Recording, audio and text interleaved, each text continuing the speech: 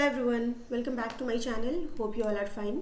सो हमने अपने last lecture में फीमेल रिप्रोडक्टिव सिस्टम के बारे में पढ़ना शुरू किया था, जिसमें से हम लोगों ने डिस्कस किया था about the ovary and the fallopian tube. ठीक है, ovary which is the primary female reproductive organ, उसके बारे में डिस्कशन किया था हमने, और उसके साथ साथ हमने डिस्कशन किया था अबाउट द फैलोपियन ट्यूब। आज के लेक्चर में हम जो पढ़ने जा रहे हैं वो है we are going to deal with the uterus. किसके बारे में पढ़ेंगे भाई? यूट्रस के बारे में पढ़ेंगे, और उसके साथ साथ हम पढ़ेंगे वजाइना के बारे में। ठीक है, ओके। सो चलिए बिगिन करते हैं विद आवर टॉपिक। चलो बात करूं अगर मैं यूट्रस की, ठीक है। यूट्रस को एक और नाम से जानते हैं, it is also known as womb. ठीक है, जहाँ पे बेबी क्या होता है, ग्रो करता है। अगर हम बात करें यूट्रस की या वूम्ब की, तो उसका पोजीशन क्या होता है? It is above and behind the urinary bladder in pelvic cavity. क्या होता है, कहाँ प्रेजेंट होता है? हमारा जो यूरिनरी ब्लैडर होता है उसके ऊपर और उसके पीछे। ठीक है, पोजीशन में उसके ऊपर, और जो उसका लोकेशन होगा वो कहाँ होगा? यूरिनरी ब्लैडर के पीछे। वहाँ पे हमारे पेल्विक कैविटी में हमारा जो यूरिनरी ब्लैडर यूट्रस है दैट इज़ प्रेजेंट। ठीक है, अब आप लोगों ने सुना होगा या ऐसा ऑब्जर्व भी किया होगा, अगर आपके आसपास कोई प्रेग्नेंट हो तो you guys must have seen कि जो प्रेग्नेंट फीमेल्स होती हैं उनको यूरिनेशन बहुत ज़्यादा होता है। तो अभी आपको रीज़न समझ आ रहा है कि यूरिनेशन क्यों होता है? क्योंकि हमारा जो यूट्रस है जहाँ पे बेबी ग्रो करेगा वो एक्चुअली कहाँ प्रेजेंट है? वो हमारी यूरिनरी ब्लैडर के ऊपर और उसके पीछे प्रेजेंट है। अब चूंकि ये यूरिनरी ब्लैडर के ऊपर और पीछे प्रेजेंट है, इसलिए इस जैसे जैसे बेबी ग्रो करेगा तो बेबी साइज़ में जैसे जैसे बढ़ेगा तो वो क्या करेगा, उसकी वजह से यूरिनरी ब्लैडर के ऊपर प्रेशर आता है, जिसकी वजह से यूरिनरी ब्लैडर जो है वो यूरिन कम स्टोर कर पाता है। एज अ रिजल्ट जो प्रेग्नेंट फीमेल्स होती हैं उनको बार बार क्या करना पड़ता है? रैंडम यूरिनेशन के लिए जाना पड़ता है। This is one of the reason. ठीक है, अगर हम स्ट्रक्चर की बात करें यूट्रस की स्ट्रक्चर की, तो कैसा होता है? It is hollow muscular pear shaped organ. कैसा होता है भाई? हॉलो होता है, अंदर से खाली, ऑफ कोर्स खाली होगा तभी वहाँ बेबी ग्रो करेगा। मसल का बना हुआ है और पियर शेप का है। ठीक है, ये देखिए, ये रहा आपका यूट्रस। अगर आप शेप के बारे में देखना चाहें तो देखिए इसका शेप कैसा है। इस तरीके से हमारा जो यूट्रस है वो पियर शेप का है, इन्वर्टेड पियर शेप बोलते हैं इसको। ठीक है, तो it is peer shape structure. Fine, muscular structure है, मसल्स का बना हुआ है। ठीक है, इसके लेंथ ब्रेथ थिकनेस वगैरह की बात करें तो 7.5 सेंटीमीटर लंबा होता है, 5 सेंटीमीटर चौड़ा होता है, और इसकी थिकनेस कितनी होती है? 2.5 सेंटीमीटर इसकी थिकनेस होती है। ठीक है, लंबाई इज़ व्हाट? अगर मैं डायग्राम ड्रॉ करूँ, अगर ये आपका यूट्रस है लेट्स से, ठीक है, तो इसकी लंबाई होगी 7.5 सेंटीमीटर। फाइन, इसकी चौड़ाई होगी 5 सेंटीमीटर, और इसकी थिकनेस कितनी होगी? 2.5 सेंटीमीटर। ठीक, this is what the dimension of A uterus. इसके बाद अगर बात करें तो यूट्रस के बहुत सारे पार्ट्स होते हैं, जैसे कि fundus, body and cervix. Uterus is divided into the 3 parts, fundus, body and cervix. कौन कौन सा रीज़न है भाई? चलिए मैं आपको दिखाती हूँ।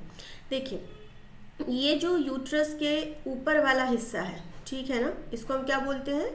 इसको हम फंडस बोलते हैं। जनरली इसको यूटेराइन फंडस बोला जाता है। ओके, यूट्रस हमारा इस तरीके से नैरो होके देखिए यहाँ एक ओपनिंग में खुल रहा है। इस ओपनिंग को हम क्या बोलते हैं? इस ओपनिंग को हम बोलते हैं सर्विक्स।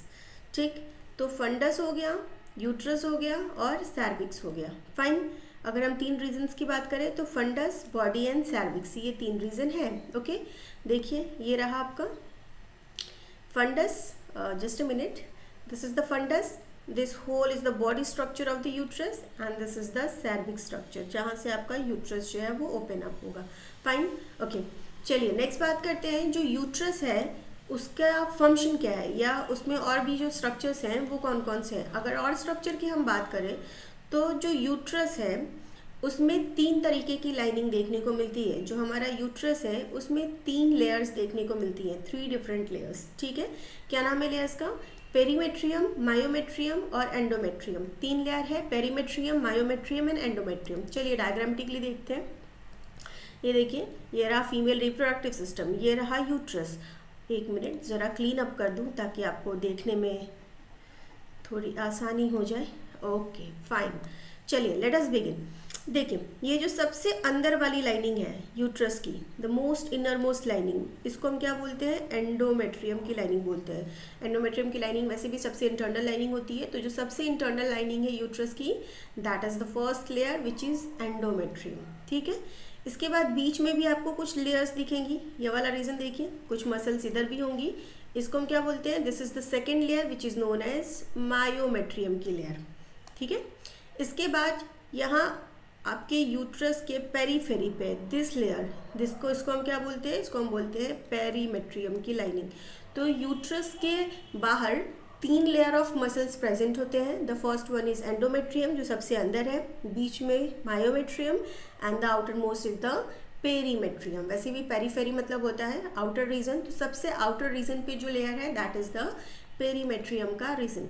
तो this is all about the uterus. Fine, next आगे देखते हैं यूट्रस के बारे में और क्या बातें हैं। अगर हम यूट्रस के फंक्शन की बात करें कि यूट्रस का फंक्शन क्या है, तो यूट्रस जो है वो साइट है इम्प्लांटेशन ऑफ द एम्ब्रियो का। ठीक, इसके पहले हम लोगों ने फिलिपियन ट्यूब पढ़ा था, जिसमें मैंने आपको बताया था कि फिलिपियन ट्यूब में एक रीजन होता है जिसको हम बोलते हैं एम्पुलर स्टमक जंक्शन, जहाँ पे फर्टिलाइजेशन होता है। फर्टिलाइजेशन मतलब स्पर्म और एग एक साथ फ्यूज होके छोटा सा 1 सेल का जाइगोट बनाते हैं। ठीक है, ओके, तो वो फर्टिलाइजेशन का प्रोसेस तो फिलिपियन ट्यूब में हो गया, लेकिन हमारा फिलिपियन ट्यूब इतना बड़ा नहीं है कि वहाँ बेबी ग्रो कर सके। तो फर्टिलाइजेशन होने के बाद सेल डिवीजन स्टार्ट हो जाता है, साथ में जो जाइगोट है वो रोल अप करके धीरे धीरे हमारे यूट्रस की तरफ बढ़ता है, और उसके बाद यूट्रस की लाइनिंग में जाके इम्प्लांट हो जाता है। इम्प्लांट होना मतलब धंस जाता है। ठीक है, जिसकी वजह से फिर बेबी वहाँ धीरे धीरे ग्रो करता है, और 9 मंथ में पूरा फुली जो बेबी जो है वो ग्रोन अप हो जाता है।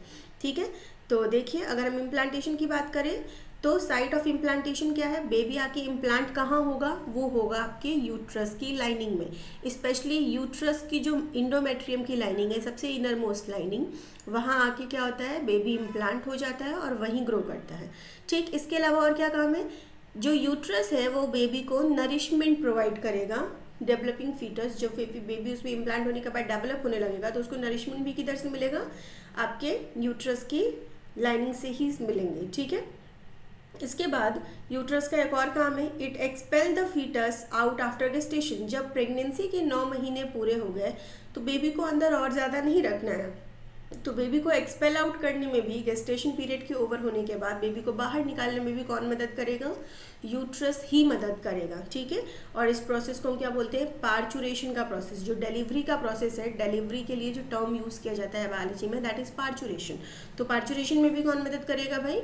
यूट्रस ही मदद करता है। एक रिफ्लेक्स एक्शन चलता है जिसके बारे में ऑफकोर्स वी विल डिस्कस। ठीक है, इसके बाद देखिए जो हमारा नेक्स्ट ऑर्गन है in the female reproductive system, जो नेक्स्ट पार्ट है वो है वजाइना। तो now let us discuss about the vagina. ठीक है, वजाइना के बारे में डिस्कस करते हैं। आप देख रहे हैं सबसे एक्सटर्नल ओपनिंग है vagina. Okay, let us begin with the vagina. अगर हम वजाइना की बात करें तो ये कहाँ प्रेजेंट होता है? It lies between cervix and vestibule. Cervix और वेस्टिब्यूल के बीच में प्रेजेंट होता है। ठीक है, सर्विक्स इज व्हाट? सर्विक्स जहाँ पे आपका यूट्रस ओपन अप हो रहा था। ठीक है, और वेस्टिब्यूल क्या होता है ये हम आगे पढ़ लेंगे एक्सटर्नल जेनिटेलिया में। तो सर्विक्स और वेस्टिब्यूल के बीच का जो हिस्सा है उसको हम क्या बोलते हैं? वजाइना बोलते हैं। That is the position.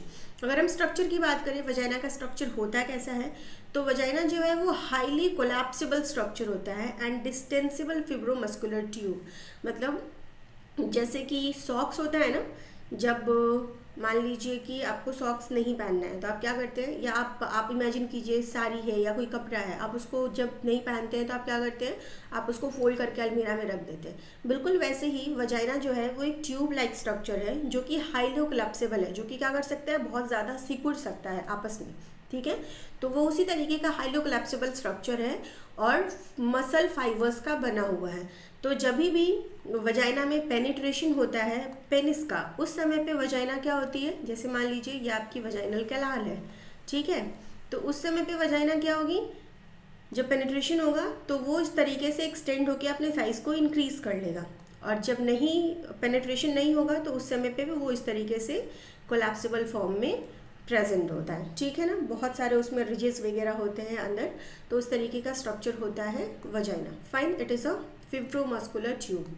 Length कितनी होती है? 7 से 9 सेंटीमीटर की इसकी लंबाई होती है।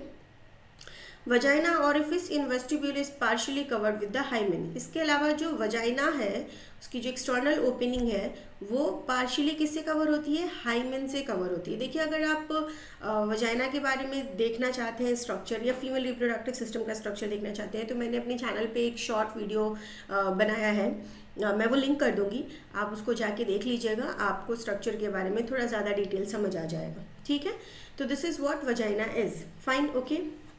और वजाइना के सबसे ऊपर वाले हिस्से में क्या प्रेजेंट होता है? सबसे बाहर वाले हिस्से में वो पार्शियली हाइमेन से कवर होता है। हाइमेन कुछ और नहीं है बल्कि एक बहुत ही सिंपल सी, बहुत ही फ्रेजाइल सा एक टिश्यू है जो कि पार्शियली वजाइना को कवर करता है। ओके, अगर हम फंक्शन की बात करें, वजाइना की फंक्शन की, कि वजाइना का फंक्शन क्या है, तो वजाइना जो है वो एक कॉपुलेटरी पैसेज है। ठीक है, कॉपुलेटरी पैसेज मतलब जब कॉपुलेशन होता है, जब लोग फिजिकली इन्वॉल्व होते हैं या सेक्स करते हैं, तो उस समय पे पेनिस जो है वो इंसर्ट किया जाता है कहाँ? वजाइना के अंदर। तो that is a copulatory passage and penis is what? Penis is the copulatory organ. इसके बारे में हम ऑलरेडी पढ़ चुके हैं। ठीक है ना, सारे वीडियोस आपको मिल जाएंगे डिस्क्रिप्शन में, या फिर मैं आई बटन पे लिंक दे दूंगी, या आपको वीडियो के एंड पे भी वो मिल जाएगा, the whole playlist you can watch. ठीक है, तो it is the copulatory passage. इसके अलावा ये पैसेज है मेंस्ट्रुअल फ्लो का। अब यू गाइज मस्ट नो कि फीमेल्स के अंदर हर महीने मेंस्ट्रुएशन साइकिल अकर होता है। ठीक है, ब्लीडिंग होती है at the initiation of the month, जिसको हम मेंस्ट्रुअल फ्लो बोलते हैं। तो जो मेंस्ट्रुएशन में जो ब्लड पास आउट होता है वो किसके थ्रू होता है? वजाइना के थ्रू ही होता है। ठीक है, इसके अलावा जो आपका वजाइना है वो बर्थ कैनाल की तरह भी काम करता है। किस समय पे? जब बेबी बॉर्न किया जाता है, जब बेबी का बर्थ होता है, पार्चुरेशन होता है, उस समय वो बर्थ कैनाल का भी काम करता है। एक्चुअली जो सर्विक्स और वजाइना है दोनों मिला के क्या बनाते हैं? आपका बर्थ कैनाल बनाते हैं। Birth canal is cervix plus vagina, both form the birth canal. ठीक है, तो this is all about the uterus and vagina guys. I think आप लोगों को बातें जो हैं वो थोड़ी बहुत तो समझ आ ही गई होंगी। ओके, नेक्स्ट टॉपिक जो हमें पढ़ना है वो पढ़ना है फीमेल एक्सटर्नल जेनिटेलिया के बारे में। ठीक है, काफ़ी इंपॉर्टेंट है, बहुत सवाल पूछे जाते हैं। ये रहा आपका फीमेल एक्सटर्नल जेनिटेलिया का डायग्राम, आप इसको अच्छे तरीके से देख सकते हैं। देखें, यहाँ वेस्टिब्यूल के बारे में दिया गया है, यूरेथ्रल ओपनिंग के बारे में दिया गया है, और भी बहुत सारी बातें।